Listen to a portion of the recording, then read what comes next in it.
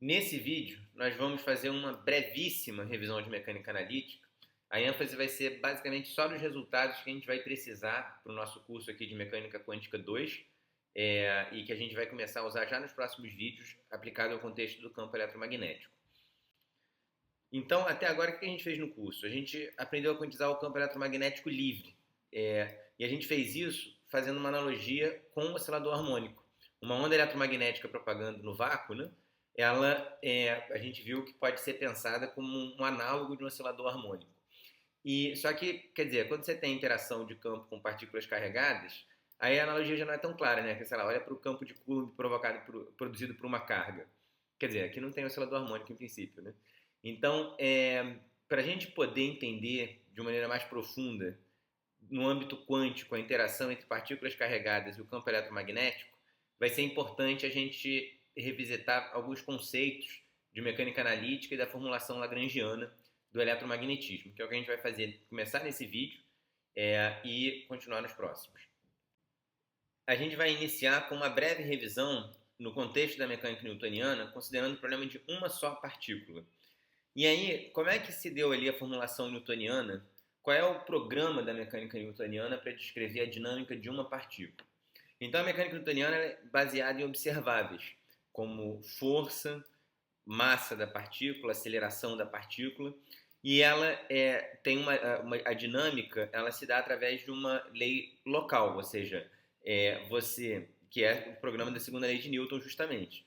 Você sabe que a aceleração que a partícula sofre em um dado instante de tempo é uma função da posição da partícula, da velocidade, em princípio pode ser do tempo também, e essa função é conhecida como função força.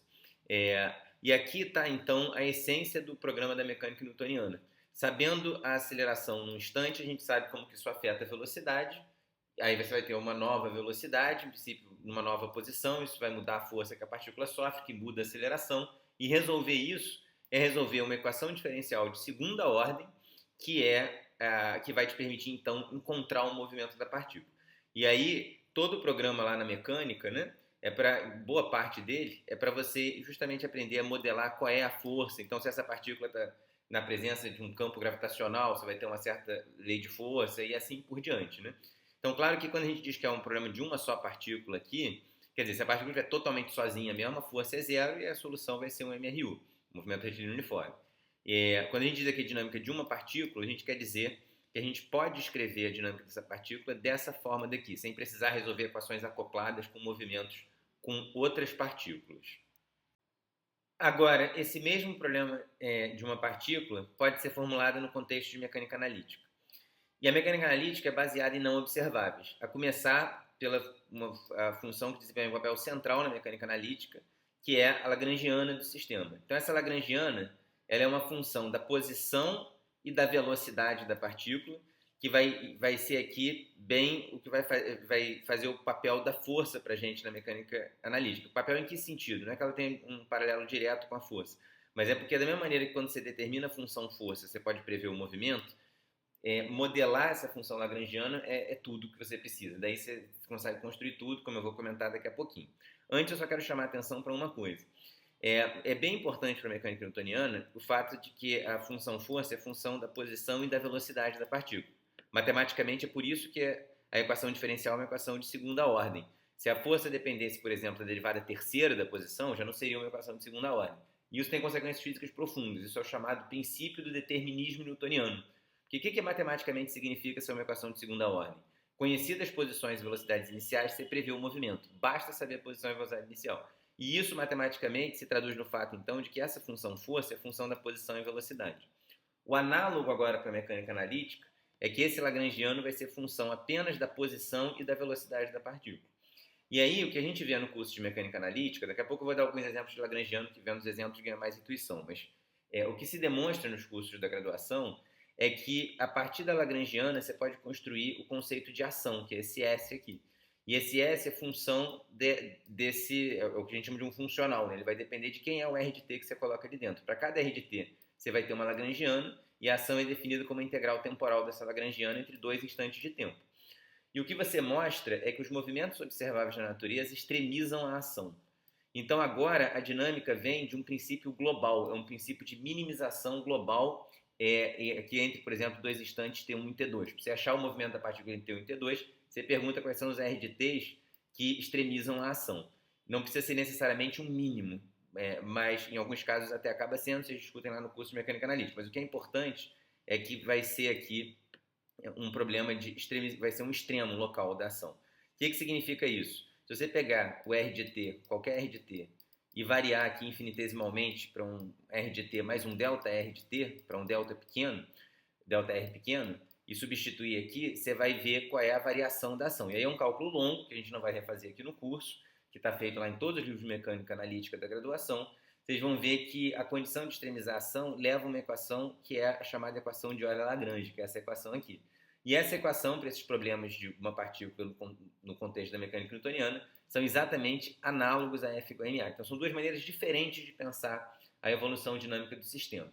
A formulação newtoniana que a gente estuda primeiro, ela é baseada em você encontrar uma lei local em termos de observáveis, o conceito central é a força, e a abstração da mecânica analítica é perceber que esse movimento é um movimento que extremiza uma função super abstrata que é a ação. Então agora a gente vai começar a ilustrar com exemplos e a partir daí vai ganhar mais intuição e relembrar aí um pouco a vocês também coisas que vocês veem lá na graduação.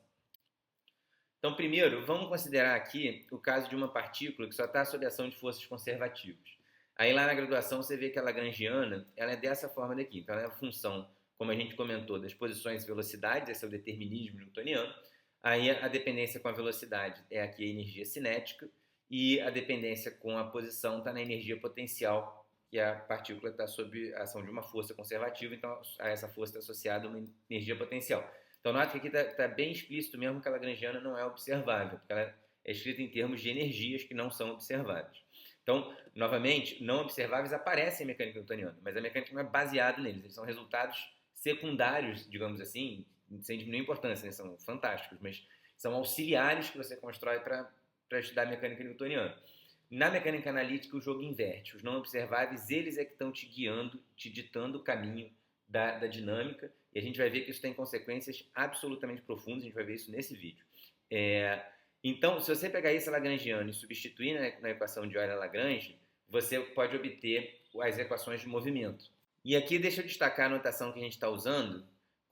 Aqui, na verdade, são três equações que estão escritas. Então, isso aqui seria, por exemplo, a primeira equação é d dt, aí deriva a lagrangiana com relação a x ponto, e isso aqui tem que ser igual à derivada da lagrangiana com relação a x. Então, isso aqui é uma notação simbólica que representa isso, né? Então, esse ddr com r vetor aqui embaixo é o gradiente, né?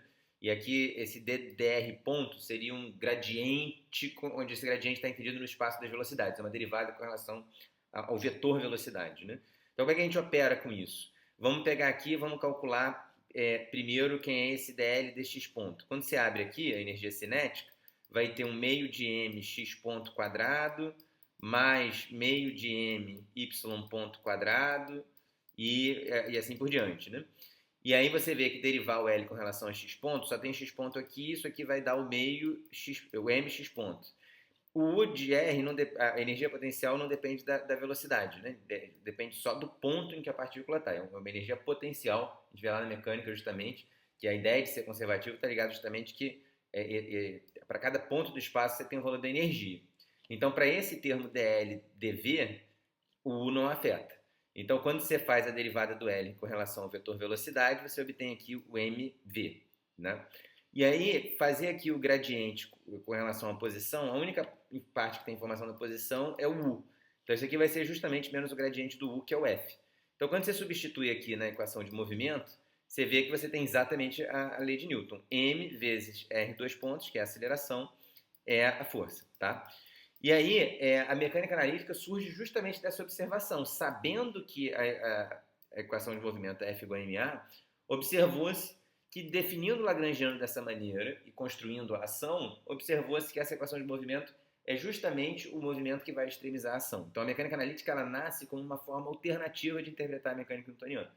E a gente vai voltar nisso daqui a pouco, porque ela transcendeu a mecânica newtoniana. A gente vai voltar nisso. Deixa eu só comentar brevemente. Você também pode buscar lagrangianos para o caso em que você tem forças não conservativas. mas é bem mais complicado. O caminho é o mesmo. Você vai buscar lagrangianos que levem as mesmas equações de movimento. Só que enquanto problemas conservativos você tem uma receita geral que vale para qualquer lei de força conservativa, que o lagrangiano vai ser T menos U, no caso dissipativo tem várias sutilezas, e eu quero destacar isso para chamar a atenção do seguinte, que na mecânica newtoniana, o caso não conservativo é, digamos, bem direto. Na verdade, você tem uma partícula sob a ação de uma força de resistência do ar, você vai simplesmente botar uma lei de força aqui, por exemplo, menos dV. É simplesmente mais uma lei de força, que nem é o caso conservativo. É muito natural dentro da mecânica newtoniana você descrever problemas dissipativos. Na mecânica analítica, já não é assim. É bem mais enrolado você estudar sistemas não conservativos, e isso deixa marca na mecânica quântica. Como a gente vai argumentar já a partir desse vídeo, a mecânica quântica é fortemente ligada com a mecânica analítica. E, de fato, se vocês lembrarem do curso de graduação de vocês em mecânica quântica, o tempo todo vocês estão lidando sempre com fenômenos conservativos. É uma área de pesquisa grande lidar com a mecânica quântica de sistemas dissipativos, às vezes chamados de sistemas quânticos abertos, é uma área que ainda tem muita atividade, e em parte justamente porque é muito mais complicado você lidar com a formulação analítica de problemas dissipativos. Isso é toda uma área bonita de pesquisa, depois quem quiser eu posso comentar, tem aula um pouco mais, mas no nosso curso a gente vai estar interessado em problemas conservativos, de modo que isso aqui fica apenas como um comentário extra. E agora vamos sair do contexto da mecânica newtoniana. E no século XX, os cientistas conseguiram delimitar os limites de validade da mecânica newtoniana, que é um feito e tanto. Não é fácil quebrar a mecânica newtoniana, não. Você tem que mostrar que está muito rápido, enfim, não é muito simples, porque é uma teoria realmente que tem uma amplitude de validade tão grande que só no século XX você consegue enxergar os limites dela, que é uma coisa que a gente acredita que toda teoria científica deva ter, né? Mas às vezes é difícil você conseguir ver aonde ela quebra, e o legal é que quando ela quebra você precisa colocar novas teorias, e as novas teorias elas que entraram no século XX são estruturalmente e conceitualmente distintas da mecânica newtoniana. Então eu estou falando aqui da quântica, em que você não vai ter que falar em conceitos novos e revolucionários como o conceito de função de onda. Eu estou falando da relatividade, mas não só, eu estou falando também do eletromagnetismo. Embora o eletromagnetismo tivesse já com as equações dele prontas no século XIX, você no século XX reconhece que a mecânica newtoniana é incapaz de fornecer uma teoria mecânica para o eletromagnetismo. Ou seja, as ondas eletromagnéticas elas não são vibrações do meio mecânico e, portanto, os campos elétricos e magnéticos eles são grandezas fundamentais. Isso inaugura a era justamente da teoria de campos, que ainda está em vigência, né? A física hoje ela é pautada por campos, como é o caso da própria mecânica quântica, né? A função de onda é um campo, para cada ponto do espaço você tem lá um valor para a função de onda. Então, realmente, o século XX aí veio encontrar os limites da mecânica. Eu quero frisar bastante encontrar os limites, porque não é que a mecânica deixa de valer. Dentro dos limites dela, ainda é a melhor teoria que a gente tem para usar e muito útil. Ninguém vai... Se alguém disser para você construir uma ponte usando teoria quântica de campos, bom, eu não pisaria na ponte. Então, no nosso regime, essa é a melhor teoria e com problemas ainda fundamentais e bonitos em aberto dentro do limite de validade da mecânica newtoniana, como caos, dinâmica dos fluidos. É sempre importante a gente pontuar isso. Tem muitos problemas conceituais importantes em aberto ainda. Mas agora a gente sabe que se você estiver fora do limite, que a gente sabe qual de validade da mecânica, a gente vai ter que usar novas teorias, e uma delas é o tema central do nosso curso, que é a mecânica quântica 2. Agora, olha o contraste. A mecânica analítica não mudou a forma. Você continua com a mesma construção. Agora você vai precisar de Lagrangiano, só que agora as variáveis de Lagrangiano não é posição e velocidade. Agora as variáveis de Lagrangiano vão ser funções de onda, vão ser campos eletromagnéticos, vai ser métrica, no caso lá da gravitação de Einstein. E aí a estrutura é a mesma, inclusive porque no século XX, dentro do contexto aí das interações fundamentais, a gente acredita que elas são conservativas. Então, inclusive, todos os fenômenos dissipativos que aparecem na nossa escala são fenômenos que emergem do fato da gente estar na nossa escala cotidiana. Então, inclusive a lagrangiana, na forma conservativa que a gente colocou, até onde a gente sabe, ela é perfeitamente válida. E esses lagrangianos continuam sendo funções das coordenadas generalizadas, e aqui o desafio é justamente determinar qual é essa coordenada, né? Para a partícula é natural escrever o lagrangiano como posição e velocidade. Qual que vai ser a posição e velocidade para um campo? A gente já viu a pista em slides anteriores, né? Em vídeos anteriores, né? Vai ser o potencial vetor e tal, mas enfim, Mas a estrutura é a mesma. Agora você vai botar um lagrangiano, que é função aí dos campos, e vai ser função apenas das derivadas de primeira ordem. Então isso permanece válido. Então, nesse sentido, embora a mecânica newtoniana tenha quebrado, a causalidade newtoniana continua válida. Entendida a causalidade newtoniana no seguinte sentido, tem que tomar cuidado quando define essas coisas. Causalidade newtoniana no sentido do princípio de determinismo newtoniano. As equações diferenciais da teoria que regem a evolução dinâmica são de segunda ordem no tempo. Fisicamente, isso significa o que continua precisando ser explicado são acelerações. Se você tem uma carga em MRU, ela fica em MRU para sempre. Você não precisa explicar porque ela está andando. Ela está andando porque ela estava andando. As equações dinâmicas, elas mostram que o que precisa ser explicado são variações da velocidade, variações dessas derivadas primeiras das coordenadas generalizadas. Nesse sentido, a causalidade continua igualzinha, né? Então, quer dizer, ou seja, a mecânica analítica, como a gente apresentou nos slides anteriores, se você simplesmente disser onde tem x e p, bota outra coisa, fica tudo igual. Olha o poder para isso. E mais do que isso, mostrou-se, e a gente vai discutir isso daqui a pouco, e vai usar isso bastante no curso, que a mecânica analítica é fundamental para entender o próprio processo de quantização de uma teoria. Então, olha só o que aconteceu. Para a gente apreciar melhor, vamos para o próximo slide. A mecânica analítica nasce, lá com os trabalhos de Euler, Lagrange, várias pessoas, como uma formulação da mecânica equivalente a Newton. É basicamente, você toma como ponto de partida F igual a MA, e aí você fala, cara, se eu construir um lagrangiano que é T menos cinética menos potencial, a partir da lagrangiana eu construo uma ação que é a integral do L dt, se eu extremizo a ação, eu chego na mesma equação de movimento. Então, no certo sentido, ela veio de você mostrar que tinha como você pensar a mecânica newtoniana como um problema de extremização global, como um princípio variacional. E toda uma carga bonita, conceitual, filosófica, prática em cima disso. Mas ela nasce como simplesmente uma coisa assim, nada de novo, tá? Eu estou só reobtendo aqui o F igual a MA. E, no entanto, ela transcende a mecânica newtoniana violentamente. A mecânica newtoniana cai quando você está para velocidades próximas da luz e nos contextos que a gente precisa de mecânica quântica. E, no entanto, a mecânica analítica mantém sua mesma estrutura. Por quê?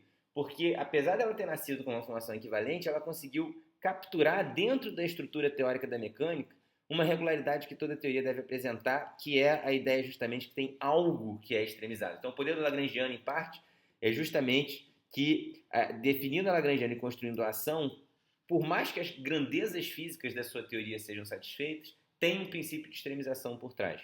E é claro que a gente poderia debater aqui longamente por que isso acontece, e depois a gente pode até voltar nisso, quem quiser, mas eu vou dar aqui só basicamente uma razão que eu acho que é a razão central desse poder todo da mecânica analítica, que é o fato justamente de que ela é baseada em grandezas não observáveis. E grandezas não observáveis são as grandezas naturais para você descrever simetria. O que é simetria? Você fazer uma operação num sistema, tipo, pensa uma bola que é invariante por rotação. Uma bola que... Nem todas as bolas são, né? Essas bolas de futebol, às vezes tem uns pontos pretos, outros brancos. Hein? Mas pensa um objeto que é invariante por rotação. Aí você fecha os olhos, alguém gira a bola, você abre os olhos e a pessoa pergunta, fiz alguma coisa? Aí você não tem... Você diz, olha, não sei, para mim está igual ao que estava antes. E, no entanto, você fez. Então, simetria é uma operação não trivial, é você fazer alguma coisa, mas que deixa o sistema igual ao que ele estava antes, imperceptivelmente diferente. Então, para você descrever, se você tem uma operação que não é identidade, para você descrever a operação em termos de grandezas físicas, essas grandezas físicas não podem ser observáveis, porque você vai dizer que se você implementou uma operação de simetria, você mudou alguma coisa, você girou o ângulo ali da bola. No entanto, para esse contexto específico, os ângulos não são diretamente observáveis porque é protegido ali pela simetria por rotação. Então, o ângulo em geral é observável. Rotação de você pega uma mesa numa sala e roda ela, pode ficar já atravancar a sala, você vai ver que mudou bastante coisa. Então, quer dizer, de maneira mais geral, as simetrias vão ser descritas por grandezas que não são observáveis nunca, que é o caso da energia cinética, é o caso da energia potencial. Energias não são observáveis, tá?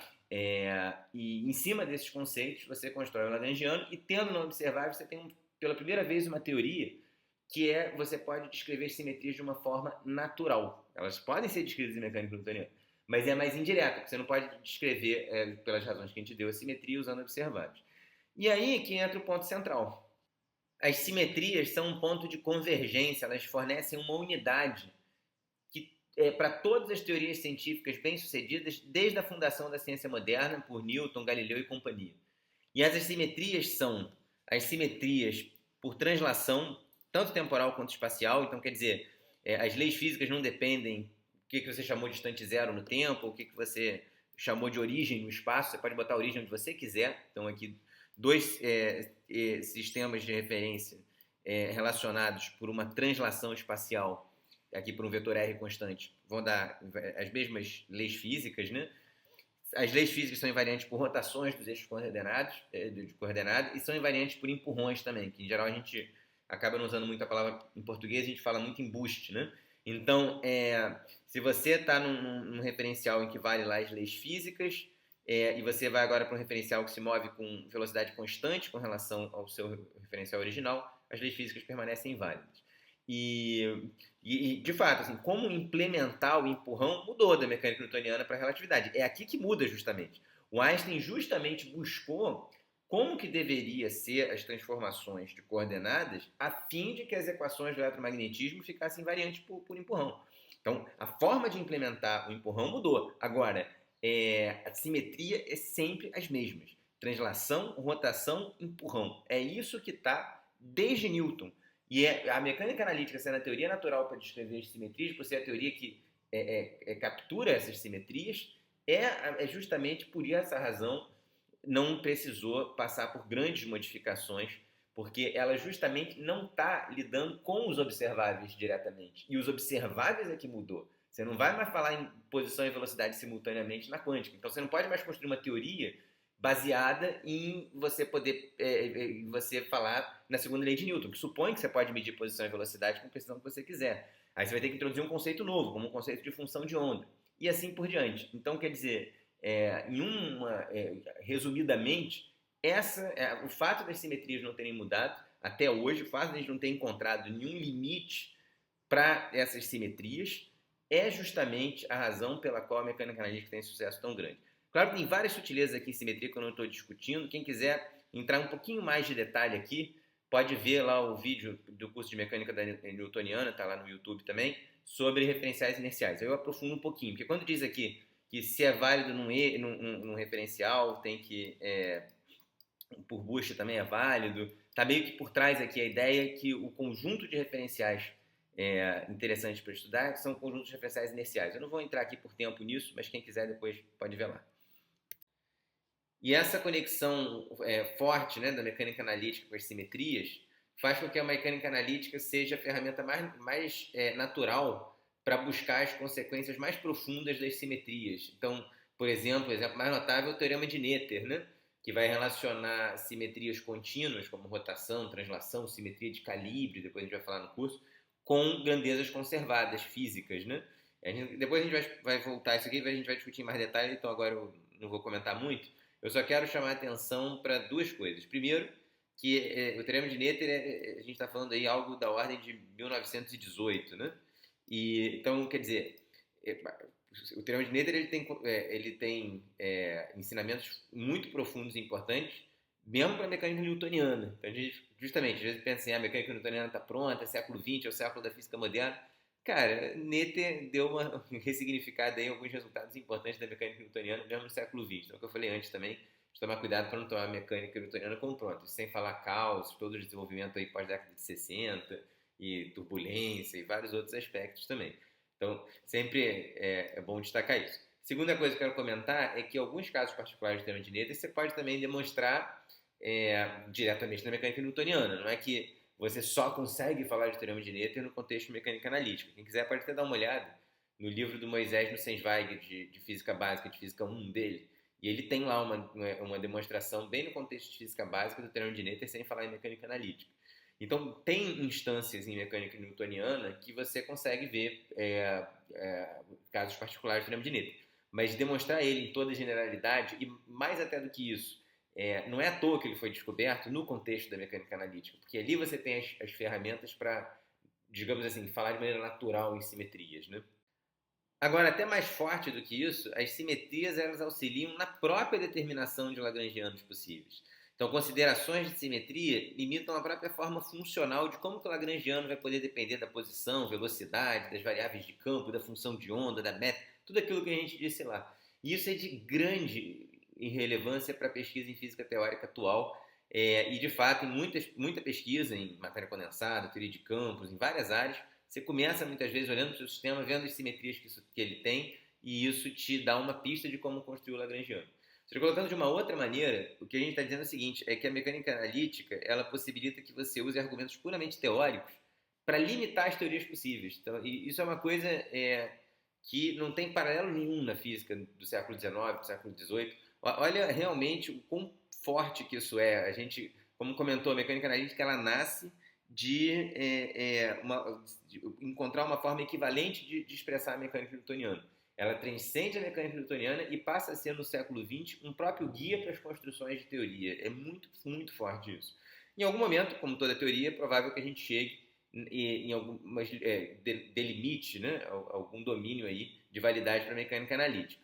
E o que significa que, claro, que essa frase tem que tomar com cuidado. O último árbitro a gente tem sempre que dialogar com o experimento e não necessariamente uma teoria que a mecânica analítica exclui pode não ser usada. Agora, o que eu quero dizer é que até hoje a gente não encontrou esse limite. Ou seja, o que a mecânica analítica diz que não vai estar na natureza, não está mesmo, nunca achou. E o que ela diz que pode estar, aí tem outra coisa interessante. Quando pode estar, em geral está, de alguma forma. Nem que seja efetiva, né? Então, a gente pode fazer lagrangianos do campo eletromagnético que o fóton tem massa. Nunca se observou experimentalmente a massa para o fóton. Mas tem cenários experimentais que podem ser efetivamente descritos por isso. A gente vai voltar nisso mais para frente no curso. Mas aqui a mensagem que eu quero que vocês carreguem é essa que eu falei, essa que está escrita na tela. Para fechar esse vídeo, vamos ilustrar então isso que eu disse, que as simetrias auxiliam na determinação de lagrangianos possíveis. A gente vai usar isso no curso. O contexto do nosso curso é a quantização do campo eletromagnético e de outros campos da mecânica quântica relativística. Mas, para a gente poder usar lá e apreciar o que a gente está fazendo, vamos começar com o exemplo mais simples possível, que é uma partícula livre na mecânica newtoniana. Então, em princípio, se a gente tem um lagrangiano de uma partícula livre, esse lagrangiano pode ser função da posição da partícula, da velocidade e, em princípio, do tempo. No entanto, a gente, pela simetria da teoria por translações temporais e espaciais, não tem nada especial no tempo, por exemplo, 1 da tarde. Né? Então eu espero que esse lagrangiano não dependa do tempo. Da mesma maneira, por ter nenhum ponto do espaço ser privilegiado com relação aos outros, eu espero que esse lagrangiano também não dependa do R. De modo que esse lagrangiano pode, no máximo, ser uma função da velocidade. Mas a minha teoria também não tem nenhuma direção preferencial. Então, por simetria por rotação, eu espero que esse lagrangiano seja função de v². Olha a quantidade de coisa que a gente já restringiu só indo para cá. A gente sabe a resposta, né? O lagrangiano, nesse caso, tem energia cinética. Mas olha como, de maneira bem geral, a gente já consegue chegar nisso. E a gente pode ir além, e agora fica mais sutil. Vamos analisar a equação de movimento agora. O lagrangiano a gente viu que é dessa forma, então v² eu estou chamando de u, só para não sobrecarregar a notação. E aí, a gente sabe que a equação de movimento é dada por isso daqui. Esse primeiro termo já é zero. E aí, fazendo a análise da derivada desse outro termo daqui com relação à velocidade, pausem o vídeo e demonstrem que a equação de movimento é dada por isso daqui. Então, essa daqui, só por simetria, sem usar mais nada, a gente conclui que essa é a equação de movimento mais geral que a gente pode ter. Só que a gente ainda tem uma simetria, uma carta na manga que a gente ainda não usou, que é a simetria por empurrão. Ou seja, a equação tem que ser invariante sobre qualquer operação de empurrão, que é caracterizada pela velocidade v entre os referenciais inerciais. E tem que ser invariante para qualquer caso, qualquer que seja o v, qualquer que seja o a equação tem que ser invariante, ela tem que ter exatamente a mesma forma. Bom, essa equação daqui está feia, então vamos, como ela tem que ser invariante para qualquer caso, vamos pegar v perpendicular a A, que a gente se livra desse cara. A aceleração é invariante por empurrão, porque olha só, quando você faz o empurrão, você troca o vzinho por vzinho menos vzão. E esse vzão é constante, quando você faz justamente ali uma mudança de um referencial inicial para o outro. Tem que estar MRU, como a gente comentou antes, né? Um referencial com relação ao outro. Então, a diferença de velocidades entre eles é uma constante, quando deriva no tempo essa constante zero, então você vê que a aceleração fica invariante. Só que o df du é função de v². Então, o f é função de v², então a derivada vai ser também. Ora, quando o v² muda quando você faz um empurrão. É o módulo da velocidade, né? Quando você muda de referencial, o módulo da velocidade muda. Então, a única forma dessa equação ser invariante é o df du ser constante. Ora, o df du ser constante significa que o f tem que ser proporcional ao u, ou seja, o lagrangiano tem que ser proporcional a v². Então, olha como só com simetria a gente chegou na forma do lagrangiano de uma partícula livre, né? E a gente define essa constante de proporcionalidade como sendo massa sobre 2. Então, isso é bem importante porque a gente no curso vai usar isso. A gente vai usar argumentos de simetria para delimitar os lagrangianos possíveis que vão aparecer na nossa teoria, tá? Então isso daqui é bem importante. Mas esse exemplo da partícula livre ainda tem algumas coisas a mais para ensinar para gente. Quer dizer, primeiro, nota que a lagrangiana da partícula livre não é invariante por empurrão, justamente porque ela é função de v quadrado. A gente comentou que o modo da velocidade muda quando você faz o empurrão. E de fato, se você troca esse Vzinho para Vzinho menos Vzão, você vê que o novo lagrangiano vai ser o antigo mais um troço aqui que não é zero, né? Mas tudo bem, porque o que importa é o que são as equações de movimento. É isso que eu lembro que justamente como a gente está comentando desde o início, a mecânica analítica envolve não observável. Se o lagrangiano mudar, tudo bem. Ele não é observável. O problema é que tem que gerar as mesmas equações de movimento. Então, dois lagrangianos que geram as mesmas equações de movimento são ditos equivalentes. Isso é um conceito que vai voltar para a gente no curso algumas vezes. Agora, por que essas lagrangianas geram as mesmas equações de movimento? Bom, a gente viu que já era na prática, né? A gente escreveu equações de movimento e viu que era a mesma quando fazia um boost. Mas como é que a gente pode abstrair disso até para ganhar uma intuição mais geral de quando que os lagrangianos são equivalentes? E aí, lá no curso da graduação, vocês demonstram que dois lagrangianos equivalentes, eles diferem por uma derivada total. Eu vou revisar isso daqui a pouquinho. Mas só para já botar aqui, nota que a diferença entre esses lagrangianos, que é esse termo daqui, de fato é uma derivada total. Então, essa é a regra geral. Se você tem duas lagrangianas que diferem por uma derivada total, elas geram a mesma equação de movimento. E aí, para quem não lembra lá da graduação, eu vou mostrar aqui por que isso acontece. Isso acontece porque quando você tem uma lagrangiana que difere da outra por uma derivada total, se você substituir aqui na definição da ação, lembra que o que importa é no final que a gente vai extremizar a ação. Se a lagrangiana é a mesma que a antiga, exceto por uma derivada temporal, quando você integra essa derivada temporal, você obtém o que a gente chama de um termo de superfície. A ação vai ser exatamente a mesma, exceto pelos termos aqui na borda. Só que se você lembrar lá do curso de graduação, para você chegar nas equações de Euler-Lagrange, o que você impõe é que as variações de movimento que você vai fazer aqui, elas em T2 e em T1 são zero. De novo, por que você faz isso? Lembra que a mecânica lagrangiana nasce com uma receita de bolo. Você percebe que extremizar a ação, impor que o ΔS é igual a zero, impondo esse vínculo, você percebe que chega nas equações de movimento de Newton. Então, isso é a justificativa, é chegar em Newton. E depois a coisa transcendeu e tudo isso que a gente viu que aconteceu, né? Uma maneira equivalente, uma forma que não é a forma como os livros costumam enunciar, mas que é a forma como o Schwinger gostava de colocar o princípio da ação e que eu acho melhor, é enunciar o princípio da minimação da seguinte maneira. Se você faz uma variação infinitesimal em torno de movimentos possíveis, a variação da ação vai ser um termo de superfície.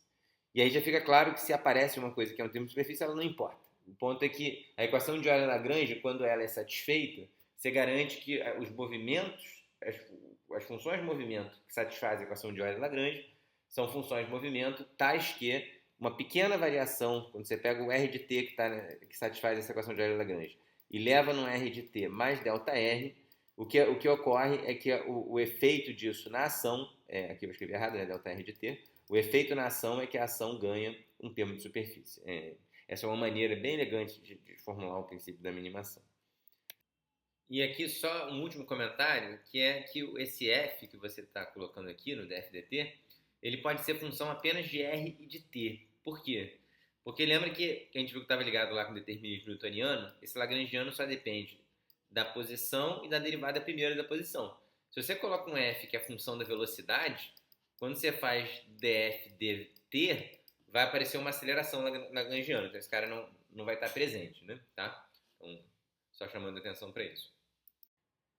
Para fechar o vídeo, deixa eu só ser aqui mais preciso no argumento que foi usado para a partícula livre. Porque, na verdade, se vocês forem bem críticos, não sei se alguém reparou isso lá quando eu falei, mas o argumento foi assimétrico. E, pô, muita maldade, né? Um vídeo sobre simetria, o argumento ser assimétrico é ironia demais, né? E por que ele foi assimétrico? Porque a gente usou, quando a gente foi afunilando aqui os lagrangianos pelas simetrias, a gente usou que os lagrangianos ficavam invariantes pela operação de simetria. Então, translação temporal não pode ter efeito na física do nosso problema. Isso é simetria por translação temporal. Então, a gente disse que o tempo não podia estar no lagrangiano. Mas, quer dizer, para o empurrão, a gente não fez isso. Para o empurrão, a gente viu que o lagrangiano muda. Então, a rigor, quando a gente impôs a simetria por translação e rotação, a gente não precisava impor que o lagrangiano ficava idêntico. Bastava impor que o lagrangiano fosse mapeado em um lagrangiano equivalente. E aqui, na verdade, tem uma ironia 2, que é o seguinte. é que, em geral, em poucas simetrias deixa o lagrangiano invariante é suficiente para quase tudo que a gente faz. Não é à toa que eu segui o caminho que eu segui no vídeo. Isso que a gente fez aqui, em geral, é suficiente, chega já na resposta correta. E quando você está no caso de teorias de Lorentz, como vai ser o caso do nosso curso, que a gente está na eletrodinâmica quântica e tal, mesmo quando você faz uma operação de boost, o seu lagrangiano fica equivalente. É que, curiosamente, a partícula livre para mecânica newtoniana, que parece o exemplo mais simples de todos, na verdade não é, porque o grupo de Galileu ele é traiçoeiro. A gente não vai entrar muito nisso aqui, mas quando quem estudar aí teoria de grupos e tal, vai ver que o grupo de Galileu ele é bem mais sutil matematicamente, bem mais enroladinho que o grupo de Lorentz, ironicamente. Então, enfim, em geral, esse argumento daqui de impor que o lagrangiano é invariante por simetria, em geral vai ser o suficiente para o que a gente vai fazer no curso. Mas essa discussão aqui ilustra o quanto tem que tomar cuidado com essas manipulações de simetria. Elas são muito poderosas, elas são capazes de, com poucos argumentos, levar na resposta certa, mas como tudo em física, tem que tomar muito cuidado, tem sempre umas exceções bonitas, tem sempre umas sutilezas. Então, a rigor, o mais rigoroso seria a gente fazer um argumento um pouquinho diferente, que fica como um comentário extra que a gente não vai usar muito no curso, mas eu vou colocar no próximo slide para vocês. A primeira coisa é que quando a gente está no caso conservativo, a gente sempre pode escolher um lagrangiano que não depende explicitamente do tempo. Até pode, como a gente viu, você pode sempre somar aqui uma função, um df dt, né, que pode depender do tempo.